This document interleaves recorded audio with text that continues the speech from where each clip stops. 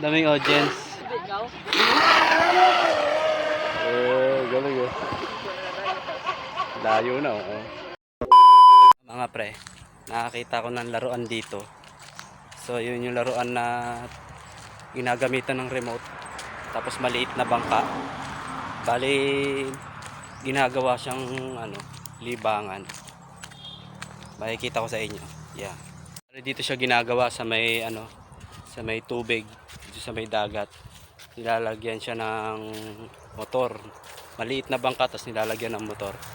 Papakita ko sa inyo kung paano dinadrive. Ayan. Yeah, mga pre, ito yung sinasabi ko sa inyo na maliit na bangka. Ayan. So kung yung nakikita nyo itim na yan, ginagamitan niya ng remote. Tignan nyo yung angas niya. Ganda ng pagkakagawa niya kasi kung titignan nyo para siyang totoong bangka oh. Pero maliit lang. So siguro mabusisi ang paggawa niyan.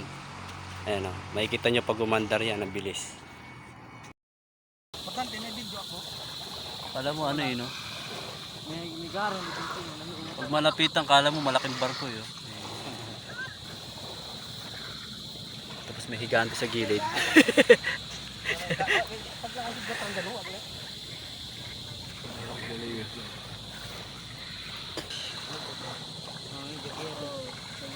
Ano bol mo ta? Tama na gito. Ayun. Yeah, mga pre, testingin na. Ayun o. Sineset up muna yung remote. Pwede kasing pabilisin yan sa kapabagalin eh. Ang galing ni Kuya. Ayan o. Yeah, mga pre, tinetesting muna kung paano siya papaandarin. Lumili ko. Sakay ka, Teya.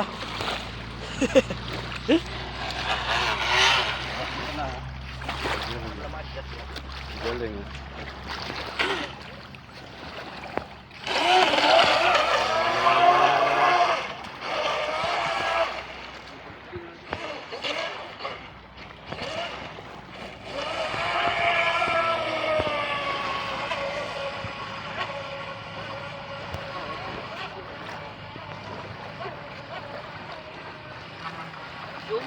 Astig oh.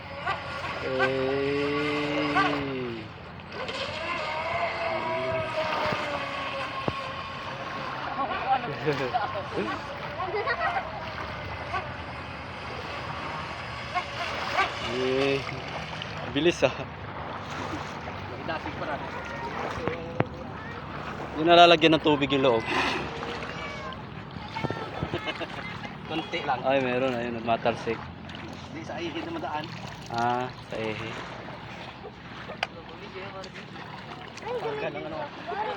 Daming audience.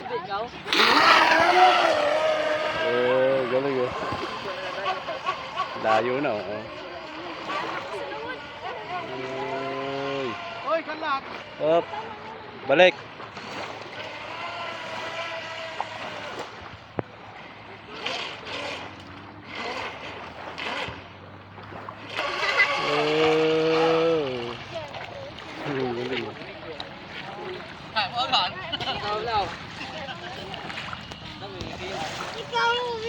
May ano pa, may wala kong makita lang.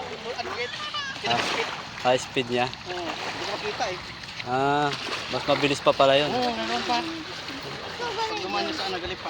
Parte pala ng Boracay yan. Ha? Di ba?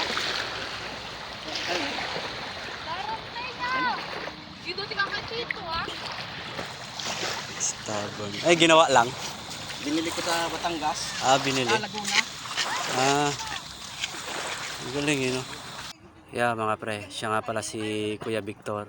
Bali siya yung may-ari ng laruan na to. Yan. Number 46. Ano po? Karera na po si number 46. Uy. Oh, may ina parang na iba.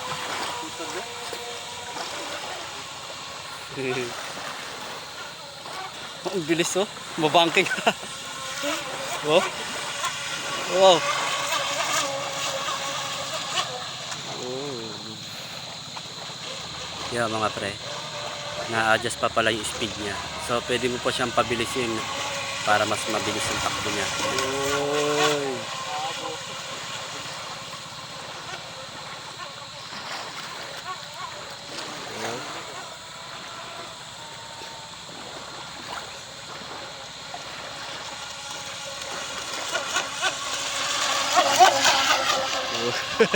Matarsik ka.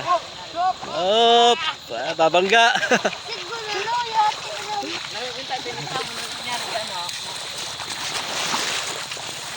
Sunod no. Bilis.